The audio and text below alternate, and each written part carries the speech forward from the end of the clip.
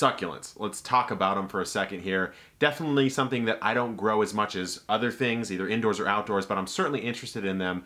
And I'm particularly interested in what are some misconceptions we have about succulents, and then also just where do they come from? We have millions of them being sold all over the country, all over the world. Who's actually producing all these? And so what I thought I would do is snap my fingers, head up to San Jose later on in this video, and talk to someone who's in charge of a succulent program that is developing hundreds of thousands, if not millions, or even tens of millions of succulents, and how he does that at scale, misconceptions that people have about succulents, and just some really fun, under the curtain things about succulent creation, propagation, and care. So let's go ahead and go up to San Jose, and I'll see you in a second. We're here with Dylan, the succulent god of this nursery, and he's about to drop some serious epic knowledge on us. So what are we looking at right here? So what we're looking at right here is a selection of cuttings that we both have sourced from different growers across the globe, basically, and also from a large selection of plants that we have here in the nursery. Yep. And so what my workers that you just saw here were doing is she's putting together these schedules for upcoming planting forecasts that we've got that are coming through. So yeah. She's coming through, quantifying each plant that we have, how many we have, and also trying to pull material that's of a like size, right? So that when we're planting into certain sizes, like I think these are probably going to be for a 2.5, which is a little 2-inch. Pot by pot, yeah. Pot by pot sizing. So most of these will be 1 plant per.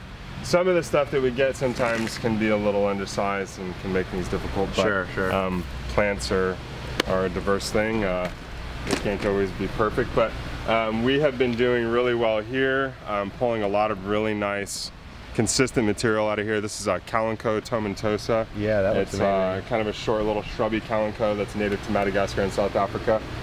Really popular fuzzy plant. too. Yeah, very fuzzy. They call it panda plant, which is kind of a silly name, but it's got the black and white on it. Yeah, plant names can be a little kinda funny. like a bunny ear or something. Yeah, exactly. But so you can see a lot of different cuttings. Basically what we do is that she goes out, she takes the cuttings, or we get them in from our suppliers. They then sit as a stage here for about a week or two until we're then ready to plant. They got to kind of scab over a little bit. That right? week of drying time, yeah, and we've been finding, let me just show you these guys right here.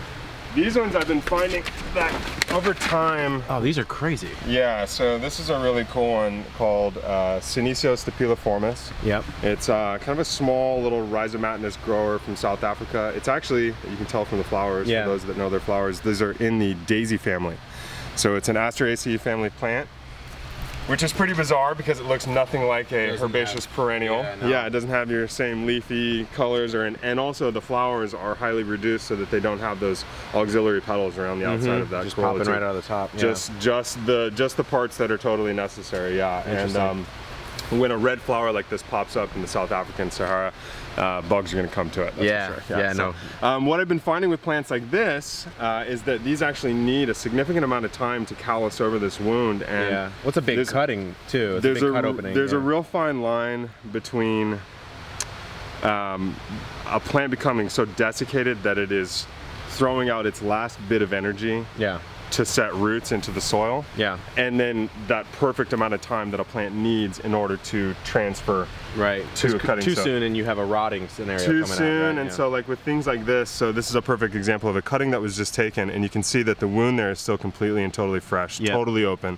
So we would want to let this sit here and dry, and that callusing is for a couple of different reasons. It basically stimulates the root growth, but it also closes off that wound, which is a vector for viruses and diseases that's or anything like that that can get in there. And so it'll dry out, and then actually once that callus is hardened, there's a hormonal response that happens within the plant that then stimulates it to grow roots. And with succulents, it can be very difficult. A lot of other herbaceous plants that cuttings are taken of, you need hormones and you actually need moisture in order to induce those rooting sites. With succulents, like I said, it's a very fine line, and so when we're rooting large swaths of plants like this, if you look out over here, this was actually just one large project that we had done. It's, I think, wow, 24,000 individual plants or something like that. And so to get consistent rooting times throughout all of those, you need to be totally aware of what plant you're planting, every single what variable, its requirements are, right. and what it's actually really going to need and take. So with a plant like this, we've been making some adjustments. Most of the time we'll give these things a 1 week dry time, but for these guys we're going to try out 2 weeks. Right. Because we've had some unfortunate rotting, but nothing's perfect. And you're just watching everything, right? Because you do a 1 week dry time, it doesn't work as well, you switch it to 2, you change one variable. Yeah. Exactly, and so, you know, it really, with succulents, a lot of things can be very generalized. Full sun, no water, let it dry before you plant it. Sure, yeah. A lot of these things are said because it gives us the best chance of general success for most of these plants. I think also from like the home gardener perspective, you don't have to be right on this scale. You know what I mean? You can have some losses, but if you have a 5% loss, that's devastating for you When guys. your Senecio at home starts to die and you want to save it, and you take your 3 little cuttings that are left, and you're going to bring it back from the brink of death. It's not as dire as, say, these larger projects like this, but it is still good to know what you're working with. Here's another Senecio. Senecios typically are pretty voracious growers, and in fact, I could probably dig up a cutting here that's actually got some adventitious root growth starting to pop out already. They'll start from the undersides of the stems. So there's a couple sites right there, and it's really small, but you can see just those little nubs there. Those are actually rooting sites, and so the plants will actually start to throw roots out well before you even cut them. And so plants like that can... It's like similar to the bottom of a tomato where you see the nodules start to form. Exactly. And it's those, you can see. There you go. You almost see a little nub right there. Right there. So that's the beginning of a root. And so with these, you really, the cutting and the callousing is almost a superfluous act. You could really, truly, with plants like this, I've called them the garden-worthy succulents, where you could take a cutting and throw it over your shoulder and it'll root where it lands, you know what I mean? So those are fairly easy, So we move down and just see a bunch of different types. We've got plants from all over the world in here. Oh, these are awesome. We've got Scilla. This is a little bulbous type plant that comes from South Africa. Wow. It's really neat. That's a really cool one. Unique. We've got some blooms right there. Super highly reduced, but beautiful. Silver squill is another name for those ones. Pretty cool.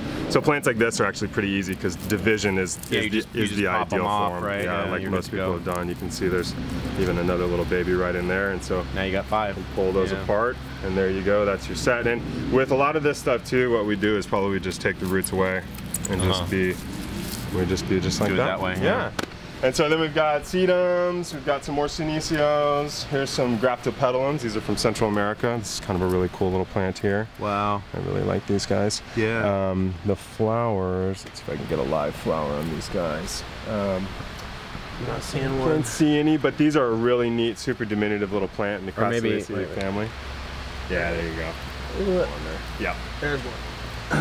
They're just a really neat little, there. Yeah, that's really cool. Yeah, they're beautiful. Wow. So, love these ones. Super small, tiny little plants. A lot of big ones. We've got more calincos here. Here's some Burrow's tail. That's a real classic one. Oh, it's a super popular one. And then as we get down here, we're getting into where they're... So as we get into here, we're going to get into what we've actually stuck already. You can see this is kind of a prime example of plants that are in this intermittent stage.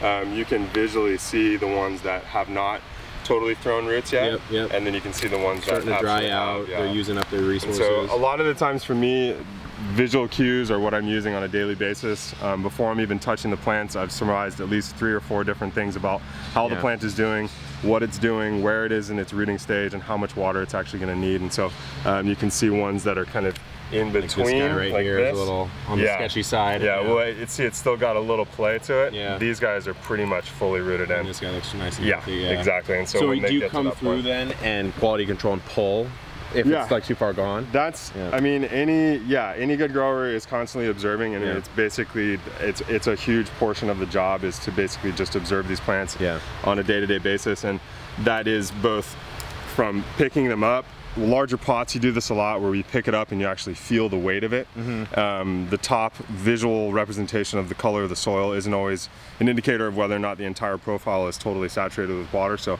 picking up larger pots and just kind of giving them a heft is a good way of recognizing whether or not there's enough soil. Coloration on the plants. And then also, pulling on them. Yeah, whether new growth or not they've coming out right there. Exactly. And so you can see some new growth on there. This is Haworthia pentagona. I'd imagine it at your sort of level, you see so much, you can look at a plant and be like, this is going on with it right away. So like with a group like that, there's some pretty intermittent success happening over there right now. You can see the ones that are actually doing well with that nice lighter green color that's popping out, and then ones that really are not coming through. And so you've got a lot of intermittent, but some plants are you know, more 60-40 than others. Plants like this is almost, you're almost at 100 almost here. 100% here. Yeah, and so it's pretty easy to see. Here we go. Here's the one.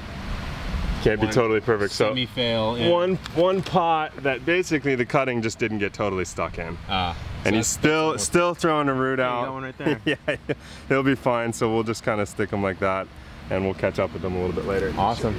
So yeah, so a lot of different stuff in here. Here's another group of plants that obviously has some difficulty. Not all plants are perfect. This one specifically, we've had some pest issues with it in the past, and so again, observational cues are really key to maintaining healthy crops. You know, so cool. I mean, you grow thousands upon thousands, tens of thousands, hundreds of thousands of succulents. You've seen probably every mistake that could be made, right? And made, and you've made myself, them, right? So, what would you say are like 5 perhaps misconceptions or mistakes that people will make when it comes to succulent care? Starting is placement of the plant. Ill placement of these plants can be pretty detrimental right off the bat. You know, indoor situations can be very challenging, and so finding that right light level for these plants is very important. And I think that more light is always better, but total and complete unrelenting sun is not always the best either. Right. So people will think is, because they say throw it in the dirt and straight forget out in the about sun. it. Yeah, exactly. Brings us to the second part, is never watering these plants. full sun, no water, gets you a lot of color, but it also gets you a very short-lived plant. Okay. In the end, watering these plants pretty generally and pretty consistently gives you a lot more color out of these plants and a lot more even growth. These ones are just starting out, but it can actually encourage a lot of root growth to come out of the plants. So while a lot of people feel like they need to throw a cutting onto dry soil and never water it until it shows signs of growth, that's not always the best way to go about it. And so watering these plants in after they've shown a little bit of root growth is very important. Fertilizer can be super helpful in bringing these plants up to a really healthy growing status. You don't want to over fertilize these plants, but they do appreciate a general fertilizer really at any point in time during the growing season. Let's see, as far as soil mixes goes, a lot of people choose to put these things in basically like sand and lava rock. Perlite or something like that. And honestly, while that is good for a lot of these plants, succulents really do appreciate what we would call in the horticulture industry immaculate drainage. But that doesn't mean that the soil that you're using has to be devoid of all compost or organic materials. And a good general soil mix is what I like to recommend to people. And even still, maybe taking a general potting mix and a cactus mix and just 50-50 mixing them. Because I have found to be my best mix. And when you're going back to the horticulture term immaculate drainage, what does that mean for the layman? Basically, a soil that will let water come in and then leave. And it's not holding too much. It's not holding too much water, basically, you don't want immaculate drainage. It pertains both to the soil and to the pot that the plant is in. A pot with no drainage, you need to be very careful about how much water you're actually putting in there, because the water then is not going to leave. Succulents appreciate a certain amount of water, and this goes along with one of the misconceptions about them being totally and utterly drought tolerant plants. It's not that they are never in contact with water, it's that the water that they do come in contact with, they then are able to store through all of these super modified systems to then keep for when they don't have the water. They don't need to be pulling at a constant rate like most plants. Exactly. So, and then one of my favorite things that I hear all the time about succulent plants that always makes me kind of laugh is that people proclaim, I didn't know they flowered. And so I always have to kind of keep myself from sounding like the snarky botanist type person that says they're a flowering plant, they're not an angiosperm, they're gymnosperm, so all these plants are going to flower. Unlike pine trees, which, you know, let their pollen loose into the wind. All of these plants are all flowering plants and all have a very beautiful flower that comes. A lot of people can be, I don't know, kind of skeptical about whether or not the flowers are worth looking at, and I always find them to be super beautiful. And really nice. And a nice surprise, I think. Yeah, exactly, You'd be surprised how many people have no idea that these plants would ever flower, and it's always kind of shocking to me. Cool. Just how versatile that they are. I mean, a lot of these plants, are from so many different regions of the world. They can tolerate a lot of different climatic conditions, and you know, explore, move some of them around to the side of the house where maybe there's not as much sunlight, and you'll see a lot more full, lush growth out of them. Colors may change a little bit, but for the most part, these plants can be fairly successful just about anywhere that you put them. Cool. Yeah. Awesome. That's it, guys, from the master himself, some succulent tips. Until next time, good luck in the garden and keep on growing.